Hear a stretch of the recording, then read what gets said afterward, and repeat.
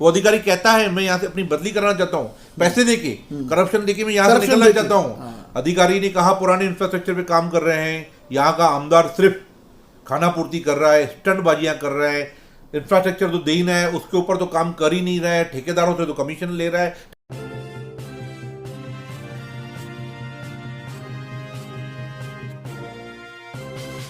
Mahalakshmi sales, Shivaji Chowk, Ulhasnagar. Ulhasnagar में electronics का one stop store, जहां पर आपको मिलती हैं बेस्ट डील्स।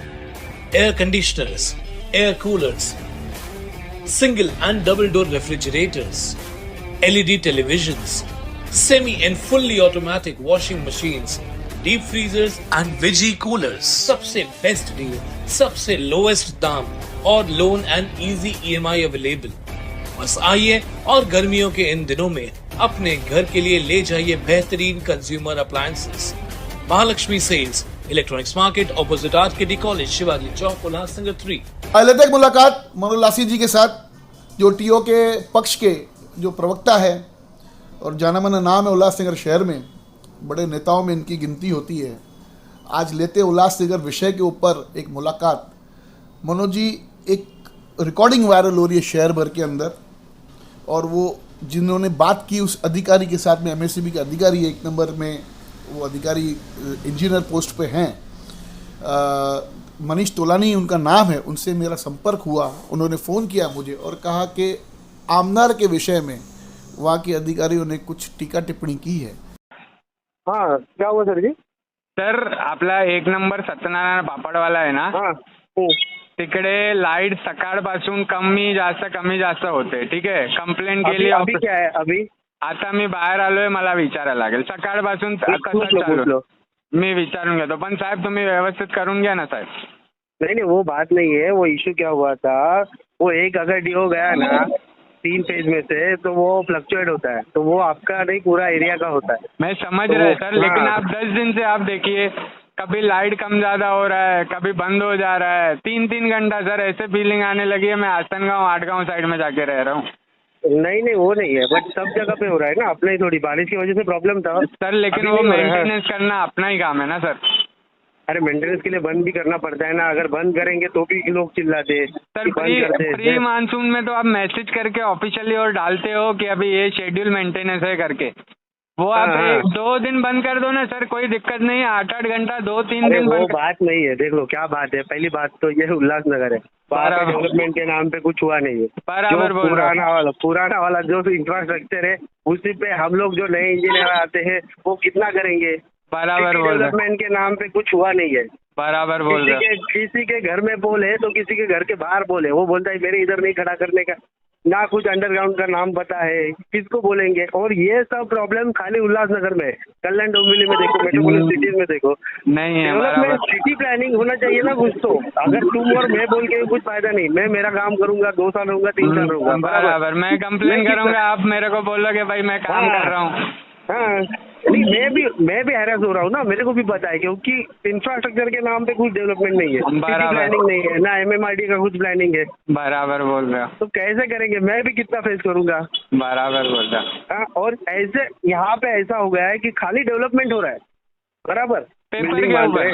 हाँ. हाँ, बिल्डिंग मान रहे. जो बैरक था वो तोड़ के 2 माला 3 माला बढ़ा रहे. अरे पर जो लाइन है वो तो उतना ही रहेगा, पोल उतना ही रहेगा ना. बराबर. बराबर. क्या करेंगे, किसको बोलेंगे. और ये ऐसा नहीं है जो आप बोले ना शाहपुर आदगांव, वहाँ पे भी डेवलपमेंट के नाम पे अभी अच्छा खासा मतलब सिटी प्लानिंग होता है वहाँ पे. बराबर बोल रहे हो. हाँ, क्योंकि सिटी प्लानिंग होता है, पर उल्लासनगर में जगह ही नहीं है कुछ करने को. बराबर बोल रहे हो. तो ये अपना प्रॉब्लम नहीं है. ये अभी क्या करेंगे. एमएलए बोलते हैं कि लाइट नहीं देते लाइट. अरे तुम लोग प्लानिंग तो करो पहले सिटी सर, प्लानिंग. मैं आप विश्वास करोगे, मैं एमएलए की बहुत बेइज्जती कर चुका हूँ. ठीक अभी है, बोल के फायदा नहीं. वो और कौन सा भी एमएलए बेशरम कुछ आदमी ही है. है. उसके कॉन्ट्रैक्टर हाँ. लोग मेरे को सामने से बोलते हैं कि भाई मैं उसको भी पैसा दे के इधर कॉन्ट्रैक्ट लिया हुआ है.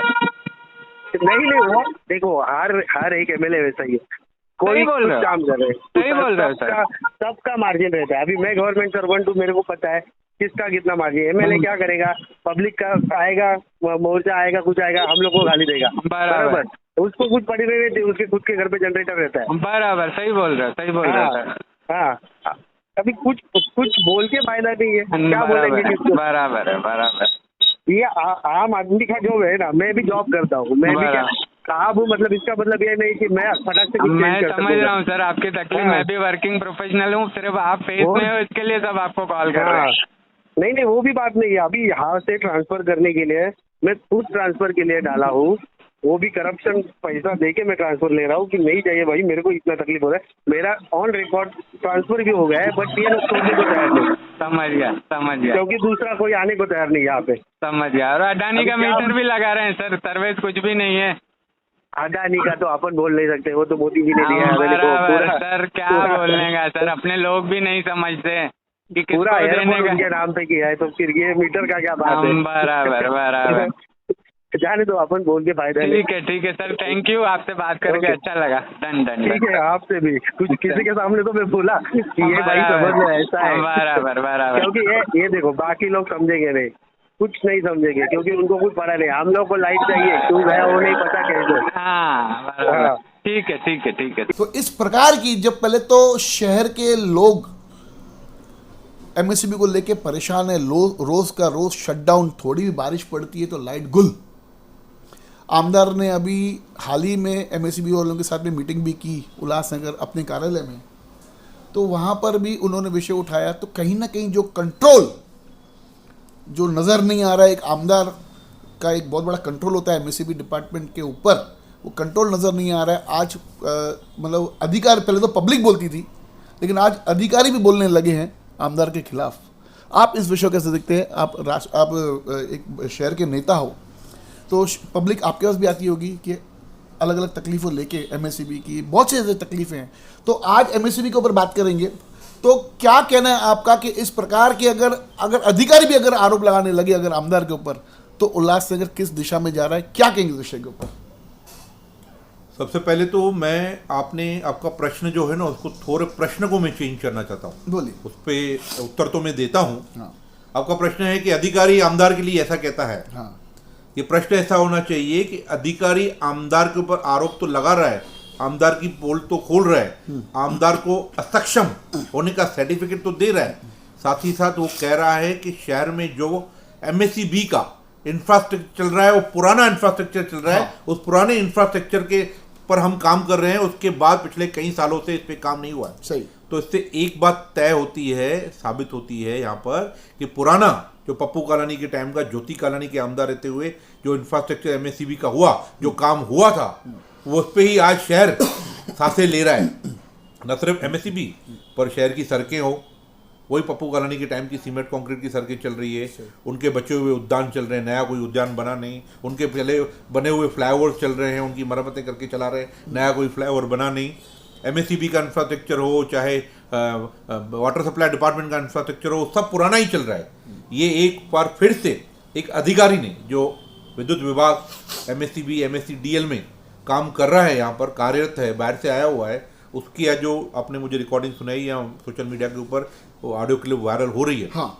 तो उससे कई बातें साबित होती है। पारवानी जी, हम तो विपक्ष में हैं, विपक्ष होने के नाते बार बार हम कहते हैं कि ये यहाँ की जो इलेक्टेड लीडरशिप है, अब इलेक्टेड सिर्फ एमएलए ही है यहाँ पर। हाँ। नगर कॉर्पोरेशन नगर पालिका तो अभी तक है नहीं, महापौर उपमहापौर स्थायी समितियां बाकी कुछ भी नगर सेवक तो है नहीं। तो पूरा क्रेडिट अगर उस चीज को उनको लेते की करते हैं तो डिस्क्रेडिट भी उनकी होगी। सही। आज शहर की हालत जो चरम सीमा है वो पार हो गई है। जनता त्रस्त है, जनता छोड़िए अधिकारी भी त्रस्त है। इस ऑडियो क्लिप में से तो पाता हूँ, वो अधिकारी कहता है मैं यहाँ से अपनी बदली कराना चाहता हूँ, पैसे देके, करप्शन देके मैं यहाँ से निकलना चाहता हूँ। वो जो तोलानी नाम का जिस व्यक्ति ने उससे बात किया है, मनीष तोलानी, वो कहता है आठगांव और शाहपुर ये साइड आसनगांव साइड रहने वाले, बोला वो वहाँ पर भी अच्छा है। अधिकारी पर कहता है कि वहाँ का इंफ्रास्ट्रक्चर यहाँ उल्लासनगर से अच्छा है।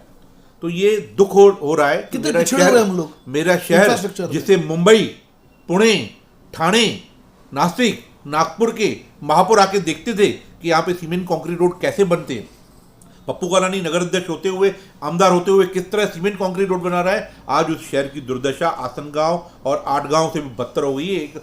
एक जिम्मेदारी पद पर बैठा अधिकारी कह रहा है। अधिकारी ने कहा पुराने इंफ्रास्ट्रक्चर पे काम कर रहे हैं, यहाँ का आमदार सिर्फ खाना पूर्ति कर रहा है, स्टंटबाजियाँ कर रहा है, इंफ्रास्ट्रक्चर तो दे ही नहीं है, उसके ऊपर तो काम कर ही नहीं रहा है, ठेकेदारों से तो कमीशन ले रहा है, ठेकेदार तो बोल रहे हैं हम टक्के दे रहे हैं, हम काम क्या करेंगे, और उसके ऊपर हमारे ऊपर दबाव डाल रहा है। तो ये हम बहुत बार बोल चुके हैं कि ये फोटो सेशन है, ये सिर्फ मीडिया में, सोशल मीडिया पे ग्रुप में दिखाना है, आज ये मीटिंग हुई, आज ये मीटिंग हुई, आज ये मीटिंग, फोटोग्राफी फोटो सेशन स्टंटबाजी हो रही है। और दुर्भाग्य है इस शहर का पारवानी जी, चुनाव के वक्त एक अच्छा पर्याय हम देना चाहते थे ओमी कालानी के रूप में, पर बटेंगे कटेंगे की राजनीति, हिंदू मुस्लिम की राजनीति, हमारी लाडली बहनों को पैसों का आमिष देकर मत परिवर्तित करवाए गए, ईवीएम के माध्यम से गड़बड़ियां हुई, फिर से दुर्भाग्य से वही लीडरशिप शहर को मिली है जो पहले भी काम नहीं कर चुकी है। उसका खामियाजा ये हो रहा है कि शहर की जनता त्रस्त है, रोड के नाम से, पानी के नाम से, सफाई के नाम से, एमएसईबी विभाग के, एमएसईबी में जहाँ मेरा जो पहला नंबर 9 है, जहाँ मैं काम करता हूँ, जहाँ कार्यालय में आप बैठे हैं, सही, सपना गार्डन, 17 सेक्शन मोबाइल बाजार, अमन टॉकीज, टेकड़ी, फर्नीचर बाजार, ये मार्केट, मेरा जो मार्केट है, यहाँ तो ऐसा कोई दिन नहीं है। एमएसईबी, किशोर रनवाड़ी जी का मेरे को एक स्लोगन याद आ रहा है, जब 2011-12 में लाइटें बंद होती थी, लोड शेडिंग का जमाना था, 8 घंटे 9 घंटे रोज होती थी, तो किशोर रनवाड़ी जी बोले एमएसईबी नहीं है, मंडे टू संडे इलेक्ट्रिसिटी बंद। तो ये मेरे पैनल में तो ऐसी हालत है, ऐसा कोई दिन नहीं है, मंडे टू संडे इलेक्ट्रिसिटी बंद, दिन में 4 बार बंद हो रही है, और यहाँ के लोग परेशान हो रहे हैं। और सही में हम अधिकारियों को दबाव डाल रहे हैं, इंजीनियर्स के साथ मीटिंग कर रहे हैं, हम दिखावा नहीं कर रहे हैं, पर हर रोज आप जाके रिकॉर्ड निकालेंगे ना, मैं जरंगे साहब हो, 17 सेक्शन के काले हो, आपके राहटे हो, या बाकी हमारे जो राठौर वाठौर जो बैठते हैं 3 नंबर में हेड ऑफिस में, उनसे दिन में 4-4, 5-5, 10-10 बार जो हमारे ग्रुप पे लोगों के फ़ोन आ रहे हैं, लेडीज़ के मैसेज आ रहे हैं, लेडीज़ चिल्लाती है भैया पानी का टाइम आता तो लाइट बंद, लाइट आती तो पानी का टाइम बंद, कोई मैच ही नहीं है, परेशान हो गए हैं ये क्षेत्र में। अधिकारी बोलते हैं एक चीज़ है, लासी साहब हम क्या करें, हम एक ट्रांसफार्मर को ठीक के लोड डालते हैं तो दूसरा उड़ जाता है, दूसरे का लोड डाइवर्ट करते हैं तो उसकी केबलिंग उड़ जाती है, उसका फ्लक्चुएशन हो जाता है, सब पूरा इंफ्रास्ट्रक्चर पुराना चल रहा है, पप्पू जी के टाइम का चल रहा है, नया कुछ हो ही नहीं रहा है। अंडरग्राउंड ड्रेन, अंडरग्राउंड केबलिंग हमको करनी थी जब पप्पू कालानी जी 2009 में आमदार थे, पहली गजानन मार्केट की अंडरग्राउंड ड्रेन का काम, अंडरग्राउंड वायरिंग केबलिंग का काम चालू करा दिया, जो थोड़ा बहुत कंप्लीट भी हुआ, उसके बाद हाथ ही नहीं लगाए। हमारे आसपास के गांव, हम अंबरनाथ बदलापुर की बात करते थे, आजमगांव, आड़गांव की भी अंडरग्राउंड केबलिंग हो गई है, हमारे शहर की नहीं हुई है। हमारा शहर गाँव की शहर है, वो तो अधिकारी खुद बोल रहा है, पब्लिक तो बोल रही है। हम पहले अपोजिशन के नेता अगर हम लोग बोल रहे थे, हम बुढ़ारी लोग बोल रहे थे, अब पब्लिक बोल रही है, अभी अधिकारी भी बोल रहे हैं। अधिकारी ने न सिर्फ इतना, कहते हैं ना कि कहावत है एक सिंधी में कि जेरे जी करे बकरी भी क्वाइट भी है, तो अधिकारी ने आमदार की नाकामी की वजह से मोदी जी की भी पोल खोल दी है, अडानी तक पहुंच गया वो, कि अडानी के जो मीटर लग रहे हैं उसमें क्या है, किस तरह से जुल जाल है, पूरे देश को बेच दिया मोदी जी ने। वो अधिकारी कह रहा है जो पद पे बैठा हुआ है, वो कहता है मैं खुद कर पैसा देके अपनी बदली कराना चाहता हूँ। लोग पहले तरसते थे अधिकारी यहाँ पे आने के लिए, आज लोग भाग रहे हैं क्योंकि अधिकारी यहाँ पे काम नहीं कर सक रहे, क्योंकि इंफ्रास्ट्रक्चर है ही नहीं, बचा ही नहीं है। तो कहीं ना कहीं वो पीड़ितों के, आप देखो जिस तरीके से एक अधिकारी, एक इंजीनियर अधिकारी पद पे रह के इस प्रकार के आमदार के खिलाफ बोलना, तो कहीं ना कहीं उसके दिल में पीड़ा हुई होगी कि मैं जो पगार लेता हूं सरकार से, मैं काम नहीं कर सक रहा हूं, मेरे को जो सर्विसेज देनी है शहरवासियों को, उल्लासनगर शहरवासियों में दे नहीं पाता हूं, मैं विफल हो रहा हूं।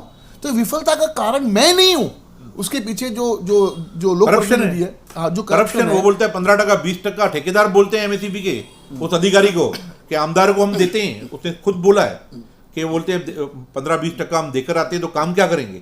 तो जो पद पे बैठा हुआ नेता, इलेक्टेड रिप्रेजेंटेटिव 15-20% लेगा तो उसका क्या ठेकेदार सुनेगा, और वो ठेकेदार जाके अधिकारी को बताएगा तो क्या अधिकारी उसका सुनेगा। तो ये जो मीटिंगें हो रही है, ये जो फोटो सेशन हो रहा है, उसमें अधिकारी जो दिख रहे हैं, हाथ किसका ऊपर, किसका नीचे, किसका टेढ़ा, किसका ऐसे, किसका ऐसे, तो वो सब स्टंटबाजी है, फोटो सेशन है और दिखावा है, जनता को गुमराह। पर पब्लिक भी जानती है, पब्लिक जानती है तभी खुला।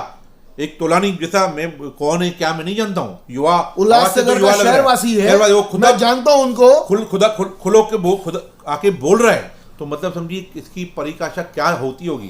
पहले लोग डरते थे, खासकर सिंधी व्यापारी हमारे, पर हम सामने नहीं है, आज बोलते यार आएंगे सब सामने, हम हमारा नाम लो बोले, क्योंकि हालत खराब है शहर की व्यापार की हालत खराब है, लोग चिल्ला रहे हैं। लोग चिल्ला रहे हैं, अधिकारी भी चिल्ला, तो ये पब्लिक को सोचना पड़ेगा। हम पर्याय बन के लोगों के सामने जा रहे हैं कि हम काम करने वाले हैं, आपने हमें पहले भी आजमाया है, हम काम करने वाले हैं। हमने विधानसभा में आपको एक सक्षम युवा पर्याय दिया था, पर इस तरह की जो हथकंडे आ रहे हैं धर्म के नाम पर, जाति के नाम पर, महिलाओं को लाडली बहनों के नाम पर जो मत परिवर्तित किया जा रहा है, उसका खामियाजा ये शहर भुगत रहा है। तो शहर की जनता को आपके चैनल के माध्यम से फिर से हाथ जोड़ के कहूंगा कि ये शहर को हमको बचाना है। आप हम सब शहर को यही रहना है, हमारे बच्चों को भी यही रहना है। हमारा धंधा व्यापार, उल्लासनगर जैसा धंधा व्यापार आज पूरे हिंदुस्तान में किधर नहीं है, पर यहाँ पर जो धीरे धीरे इंफ्रास्ट्रक्चर खत्म होते जा रहा है, अंतिम सांसें ले रहे हैं, उसको बचाने के लिए हम आपके सामने एक अच्छे पर्याय हैं, हम आजमाए हुए हैं। हमें मौका दीजिए, आने वाली महानगर पालिका में हमें मौका दीजिए। हम आपको फिर से वो पप्पू कालानी का उल्लासनगर, कालानी परिवार का उल्लासनगर, और नई ओमी कालानी के युवा सोच का कालानी उल्लासनगर बना के दिखाएंगे। किस पक्ष से लड़ेंगे इस बार? क्यों पूछ रहा हूं कि पूरे उल्लासनगर शहर के अंदर ये चर्चा थी कि कालानी गढ़ भारतीय जनता पार्टी में जा रहा है, प्रवेश हो रहा है। कुछ मीटिंग ऐसे हवा थी, कुछ मीटिंगें चालू है और कुछ बातें, मतलब कुछ तय होना बाकी है, कुछ नेतृत्व को लेके बातें हैं, कुछ सीटों को लेके बातें, ऐसे हवा थी शहर के अंदर। अचानक से 10 तारीख का एक न्यूज़ चैनल पे आया कि 10 तारीख को ओमी कालानी परिवार भारतीय जनता पार्टी में प्रवेश हो सकता है। और उसी 10 तारीख को ओमी कालानी के साथ में आपके कमलेश निकम जी और भी एक नेता थे उनके साथ में अरुण आशान जी, अचानक से फोटो आ जाते हैं शहर भर के अंदर। 10 तारीख को ही आता है, 10 तारीख को ही दिन आपने चुना। 10 तारीख को एक हवा थी शहर के अंदर कि भारतीय जनता पार्टी का प्रवेश हो सकता है कालानी परिवार का, लेकिन उसी 10 तारीख को आपने चुना और आप शिंदे साहब के पास चले गए, फोटो निकाला, पूरे शहर भर में वायरल कर दिया। तो आखिर भैया आप लड़ोगे कहां से? भारतीय जनता पार्टी या शिंदे गढ़ या टीओके या तो राष्ट्रवादी कांग्रेस पार्टी आपकी तुतारी या तो घड़ियाल? ये बहुत बड़ा सवाल है पब्लिक का। आपसे क्या कहेंगे इस विषय के अंदर? क्योंकि अक्सर देखा जाता है कालानी महल के अंदर कभी कोई नेता पहुंच जाता है आपके पास में, कभी हमारे जो पिछले जो हमारे जो एमपी थे, क्या नाम था उनका, आनंद प्रांजपे साहब, कभी वो आपके इधर आ जाते हैं, कभी आपके पास में कभी दूसरे नेता आ जाते हैं। नेताओं की ऐसे लाइन लग जाती है आपके बंगले पर। तो ये क्या, आखिर आप क्या देना चाहोगे शहरवासियों को?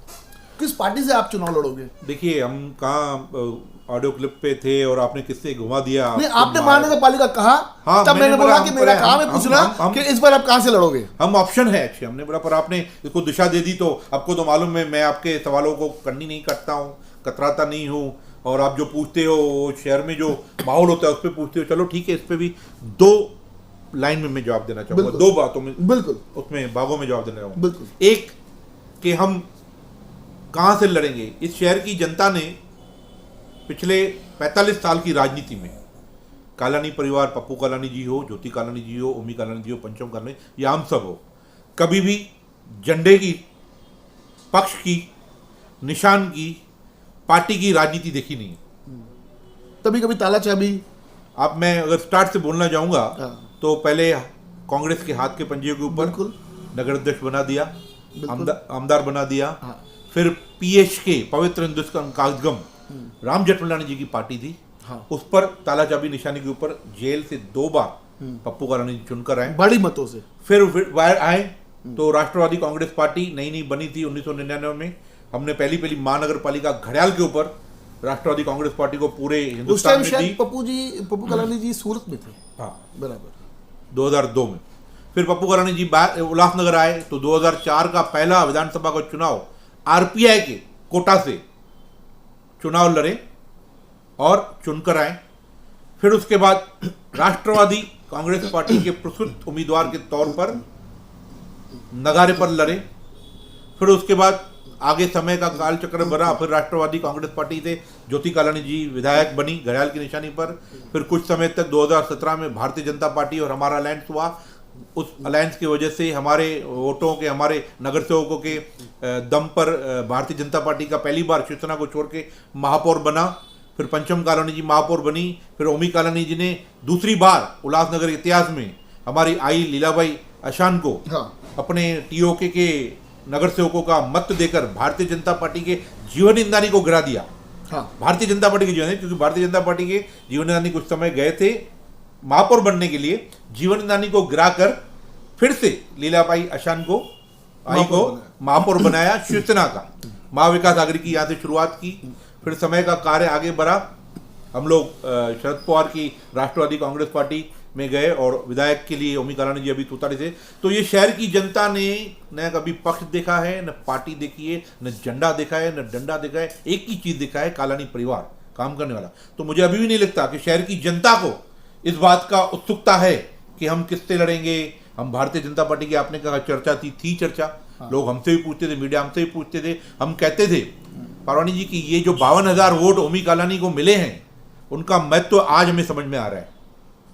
ये भारतीय जनता पार्टी, कहीं आपने ऐसा माहौल ऐसे बना के रखा है कि जहां पर कालानी वहां पे सत्ता। हमने नहीं बनाया है, ये लोगों की जनता ने बनाया है। ये सत्ता का लोभ, ये जनता ने बनाया है। ये सत्ता 52,000 का मत लोभ। तो मैंने जाके बटन नहीं दबाया अंदर, जनता ने दबाया। हाँ, लेकिन सत्ता का लोभ। हाँ, तो कहीं ना जनता ने ओमी कालानी के युवा चेहरे को इतनी बड़ी लाडली बहना के चक्कर में, कटेंगे बटेंगे चक्कर में, हिंदू मुस्लिम की राजनीति, ईवीएम की गड़बड़ियों को होते भी 52,000 वोट जो पड़े, उनकी वैल्यू आज हमको पता चल रही। जैसे भारतीय जनता पार्टी हो, शिंदे परिवार, शिंदे शिवसेना हो, या राष्ट्रवादी अजीत पवार हो, या बाकी पक्ष हो, सभी चाहते हैं कि ओमी कालानी नाम की ब्रांड उनके साथ जाए, कालानी नाम उनके साथ जाए और फिर से उल्लासनगर की महानगर पालिका के वो सत्ता में आए। तो ये उल्लासनगर की जनता ने कालानी परिवार के ऊपर जो अटूट विश्वास हमेशा दिखाया है, उन्होंने पक्षपात ये वो झंडा, तो आज भी जनता के बीच में ये सवाल नहीं है, ये राजनीतिक गलियारों में है, ये मीडिया में होगा। 10 तारीख, 1 तारीख, 7 तारीख, 6 तारीख, शिंदे गठ, भाजपा, ये पक्ष प्रवेश, युति, गट, वाटा, सीट वाटप, ये वो, ये जनता एक ही चीज चाहती है कि कालानी परिवार फिर से इस शहर की बागडोर संभाले, इस शहर की बिगड़ल व्यवस्था को संभाले, इस शहर को फिर से वो उल्लासनगर जो खुशियों, जिसका नाम ही उल्लास है, वैसी एक उल्लास इस शहर में फिर से आए। और इस शहर का नाम जो पूरे महाराष्ट्र में लिया जाता था इज्जत से, विकास के नाम से, सीमेंट कंक्रीट रोडों के नाम से, उद्यानों के नाम से, उड़ान पुलों के नाम से, व्यापार के नाम से, फिर से वो लिया जाए। जनता वो चाहती है। उसके लिए हम एक अच्छा पर्याय बन के जनता के बीच में फिर से महानगर पालिका में जाने वाले हैं। हम अपना पक्ष रखेंगे, अपने आइडियाज रखेंगे, अपनी आइडियोलॉजी रखेंगे, पप्पू कालानी जी को सामने रखेंगे, ओमी कालानी की नई सोच को सामने रखेंगे और लोगों के बीच में इस महानगर पालिका में जब भी चुनाव नवंबर दिसंबर में कहीं भी होने वाले, हम जाने वाले हैं। पर जनता किस पक्ष से जाएंगे वो भी तय नहीं है। देखिए, वो ऐसा है कि प्रथम हमारे लिए शहर हित है, द्वितीय हमारे लोग क्या चाहते हैं, हमारे कारपोरेटर, हमारे लोग, हमारे भावी जो इतने सालों से काम कर रहे हैं, इतने सालों से वो अपने अपने क्षेत्रों में कार्यरत हैं, पोजीशन नहीं रह के भी नगर सेवक से ज्यादा काम कर रहे हैं हमारे लोग। दूसरा, उनके बारे में भी सोचना है, उनको कैसे एडजस्ट करना है, कैसे कर सकते हैं, और सत्ता के साथ रह के या उल्लासनगर में पावर में रह के इस शहर को किस तरह से ट्रैक पे लाना है, विकास करना है, वो हमारा दृष्टिकोण रहेगा। बहुत अच्छा लगा आज मनोज जी से बात करते हुए। जब मनोज जी कह रहे थे अपनी बातें, जब आपने कहा कि 2002, जब मैंने आपसे पूछा कि उस टाइम पप्पू कालानी जी सूरत में थे, आपने भी हाँ किया, बराबर है ये बात। मैं आप सभी शहरवासियों को एक बात बताना चाहूँगा कि 2002 का चुनाव मैंने काफ़ी नज़दीक से देखा था। उस टाइम में भारतीय जनता पार्टी में मैं स्वयं था। तो उस टाइम में जो शहर का जो माहौल था, वहाँ पर उस टाइम पे एक पिक्चर बनी थी, फिर सुबह होगी, उस पिक्चर का नाम था, जो आज हमारे चैनल का नाम है। तो उस टाइम पे ऐसा एक था कि उस पिक्चर के ऐसे कुछ ऐसी चीज़ें दिखाई गई थी जो सभी शहरवासियों ने देखी, वो बोलना उचित नहीं है अभी। तो उस टाइम पर ऐसी गणित थी कि राष्ट्रवादी कांग्रेस पार्टी की सीटें 8 से 10 से बीच में आ रही है, मैक्सिमम 12 ऐसे कैलकुलेशन थी भारतीय जनता पार्टी के नेताओं की। उस टाइम में जिला के अध्यक्ष श्री नरेंद्र राजानी जी, तो उस टाइम में गणित थी कि बीजेपी की सीट 12 से 13 आ रही है, लेकिन पता नहीं कैसे पप्पू कालानी जी का आगमन हुआ उल्लासनगर शहर के अंदर, और उस टाइम पे 2002 के रिकॉर्ड तोड़ सीटें मिली, 46 सीट।